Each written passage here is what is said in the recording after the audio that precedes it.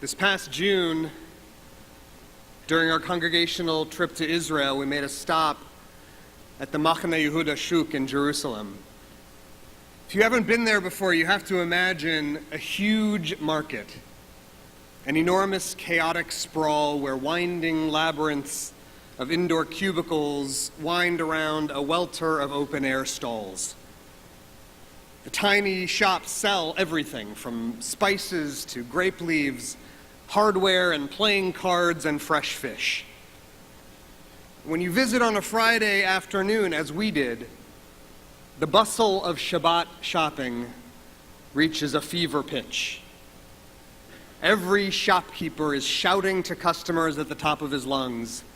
The volume is deafening. The crowds are claustrophobic. The smells are overpowering. It might be my favorite place in the whole world.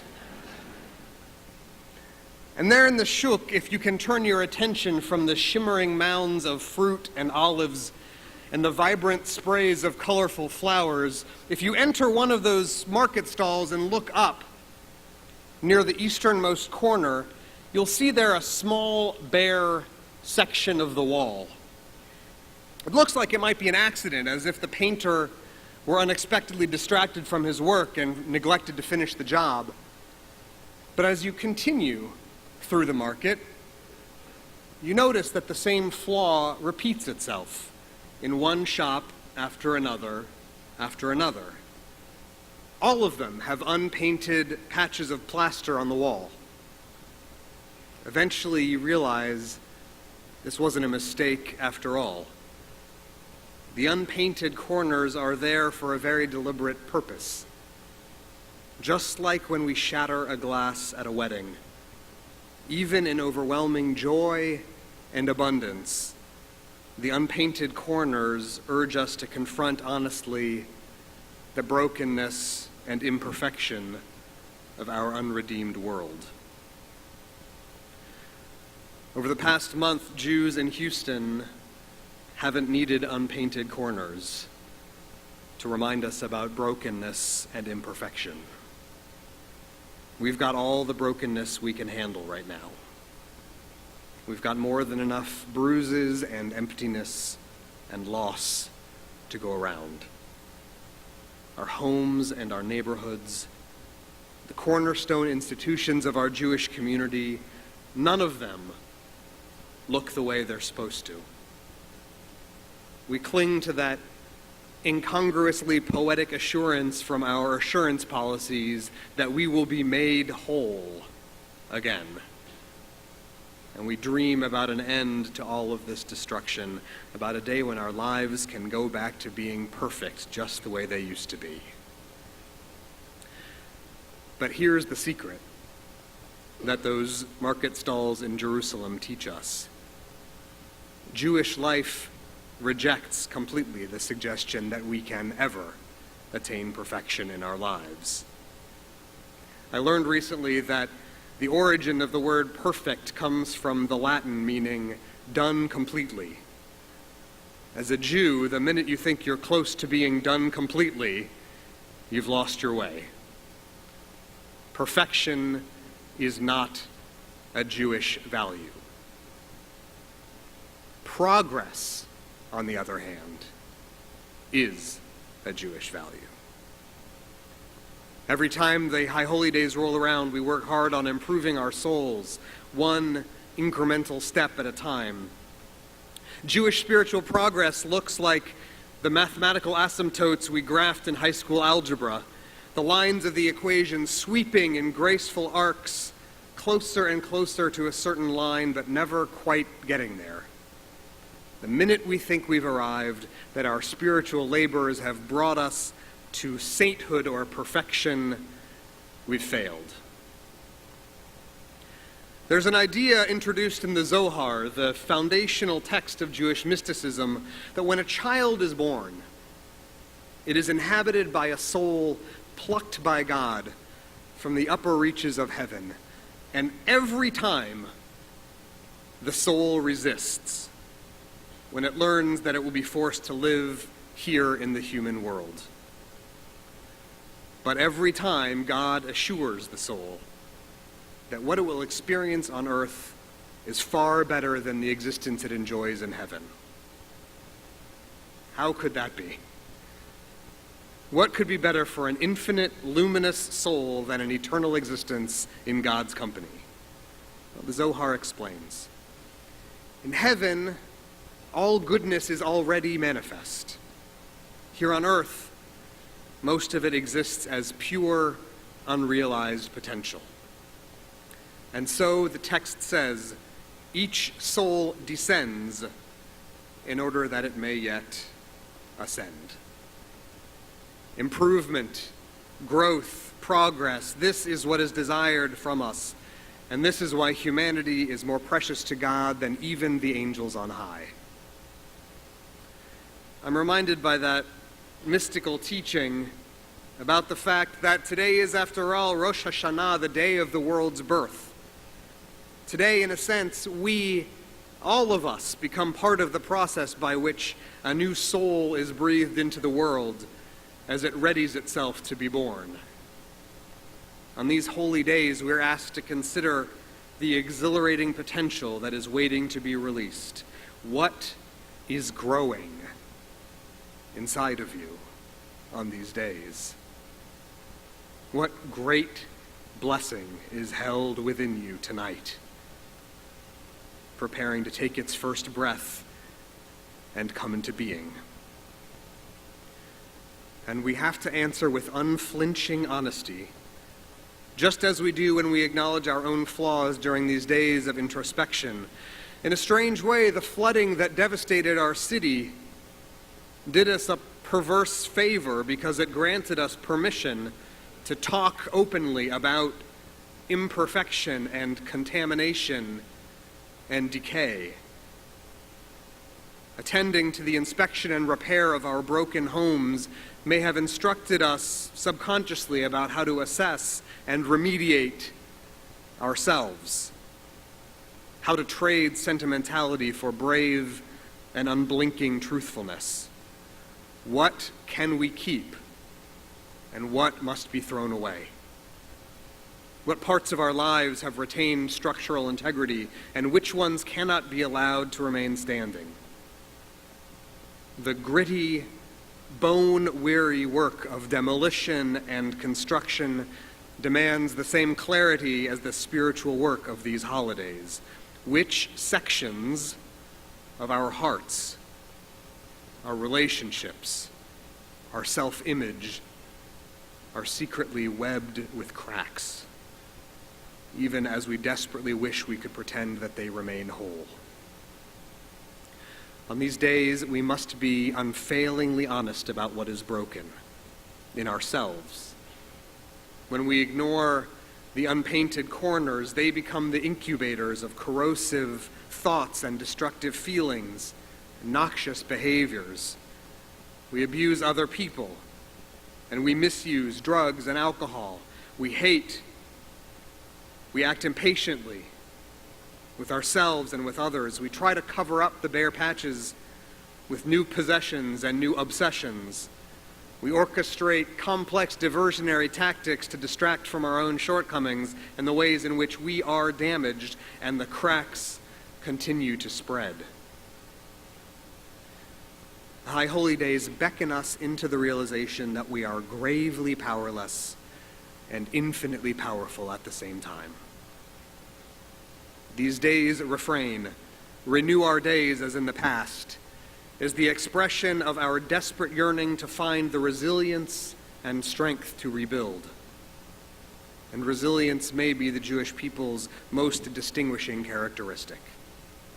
Our national story is a constant refrain of rebirth and renewal after Eden and after Egypt, after Inquisition and exile, after displacement and horror and every nightmare conjured by centuries of anti-Semitism. We renewed ourselves again.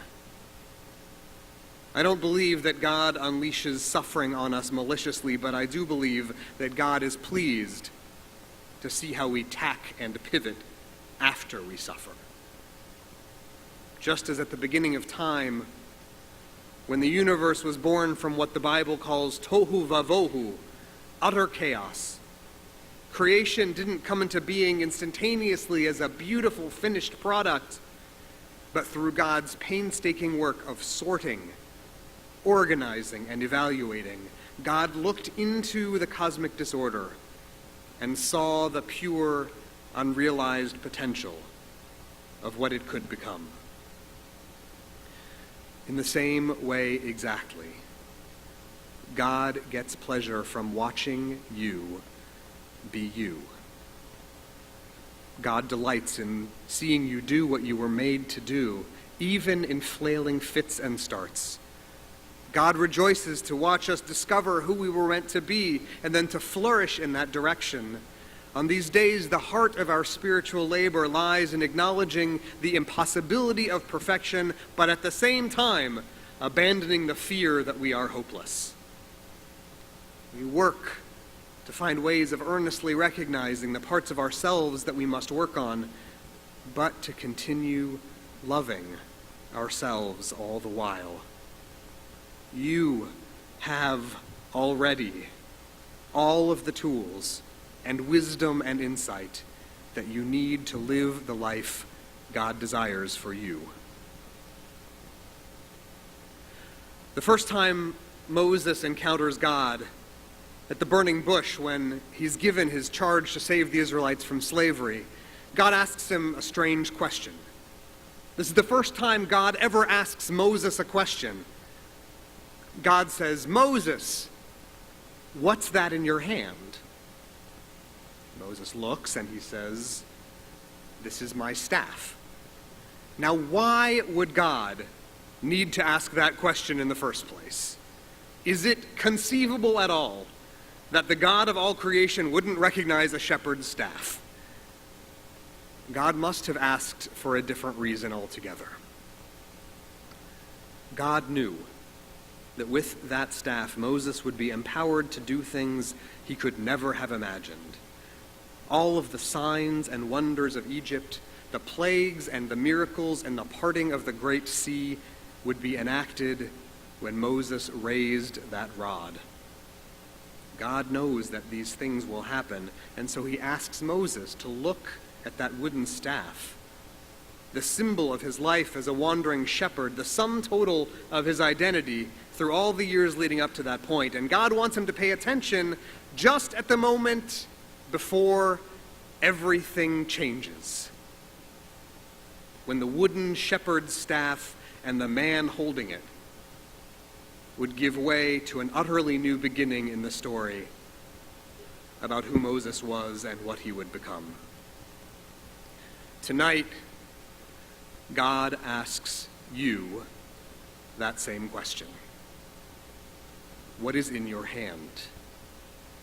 What are you holding now? Inside yourself, inside your prayers, what wonders remain within you waiting to be released? Who have you been up until this moment? And what will be made possible when you truly recognize who you will become if tonight is, as we're promised, the night everything changes? Odecha al ki noraot nifleti, declares the psalmist, I will praise God, for I am fearfully and wondrously made. Before Hurricane Harvey made landfall, before the rain and the flooding and the loss of life and property, our city had already begun to prepare. Like all major American cities, Houston had undergone emergency preparedness training to know how to respond when the bayous overflowed and the reservoirs spilled. The question of whether our city had adequately prepared, whether the personnel and infrastructure and supplies were enough, is now the work of others. But when it came to Jewish emergency preparedness, the work of readying ourselves spiritually and morally, we've been making these preparations for thousands of years. We stepped in to protect the places and people we love. We rushed to defend the vulnerable, as we have known we must for centuries of Jewish life. And everything we rebuilt after the storm, physically and spiritually, stands today as a triumphant counterpoint to the unpainted corners of Jerusalem.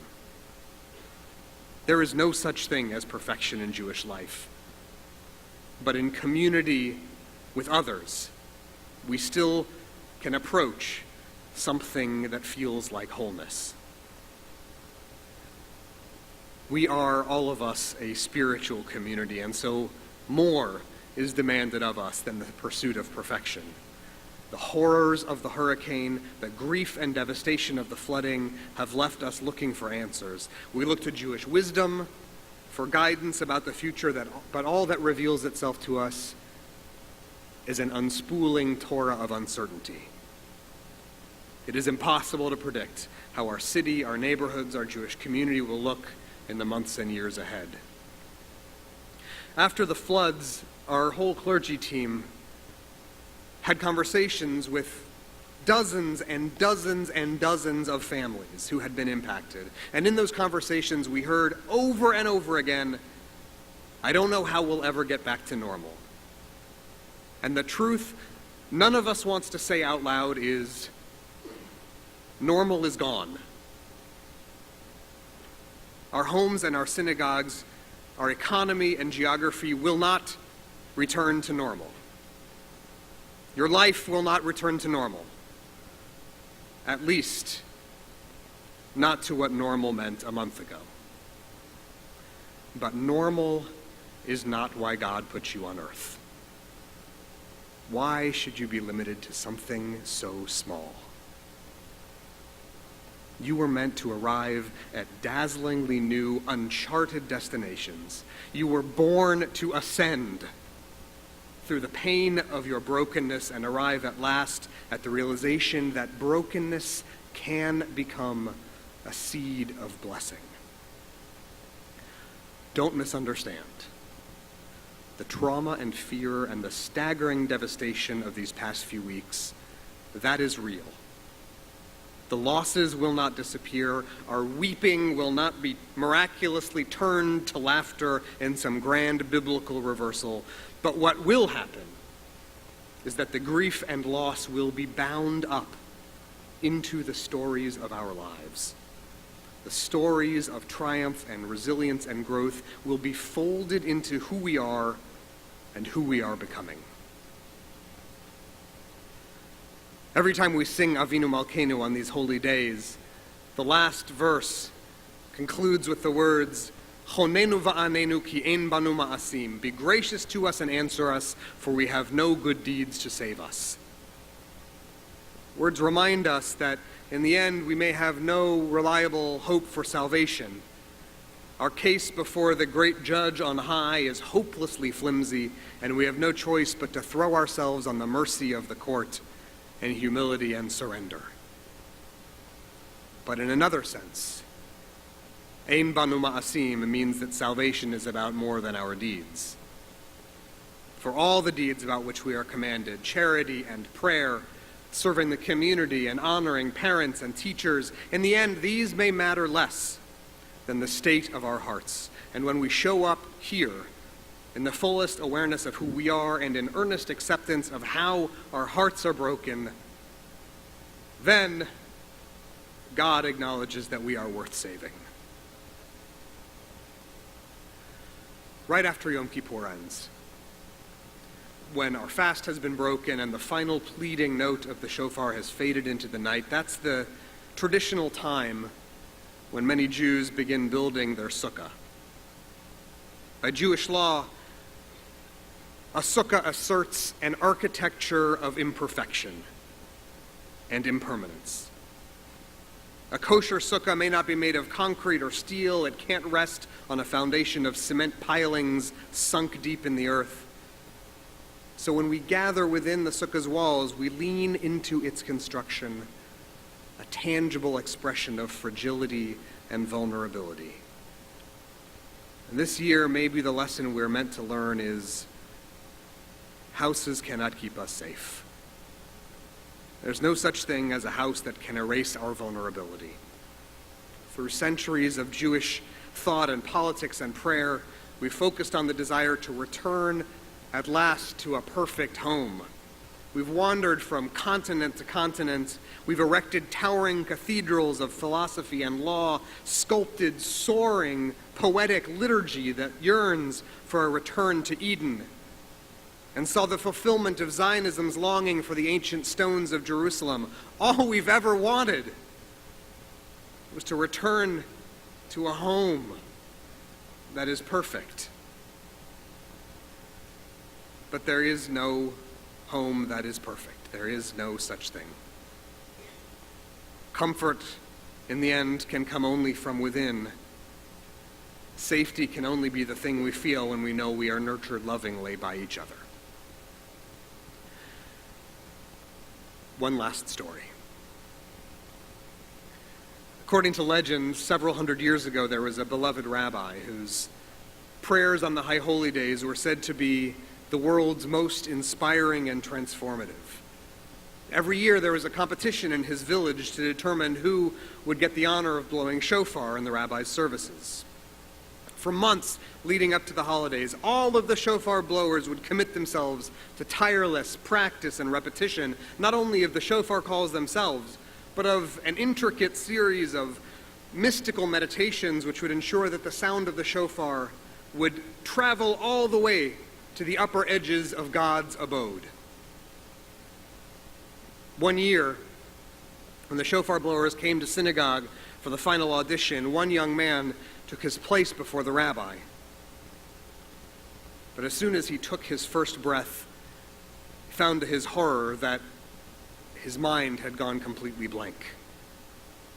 He was so overwhelmed with fear and so intimidated by the presence of the holy sage that he forgot everything he'd prepared. All of the intricate meditations, even the shofar sounds themselves, had utterly vanished from his mind. And then, realizing that he had failed the most important test of his life, his heart broke, and he began to weep. His great heaving sobs filled the synagogue as his body shuddered and shook. "That's enough," said the rabbi. "You're hired." "I don't understand," said the man, tears continuing to stream down his face. "I couldn't do it. I forgot everything, even the simplest sounds of the shofar." "My son," the rabbi said, "on these holy days, our prayers and our words, the songs we sing and the sounds of the shofar, all these things are keys that can unlock the doors that separate us from the Almighty. But you don't need a key if you've got an axe. A broken heart is the axe that can shatter any locked door. God is close to the brokenhearted," he said. "And now that your heart has been broken, you can know the presence of God."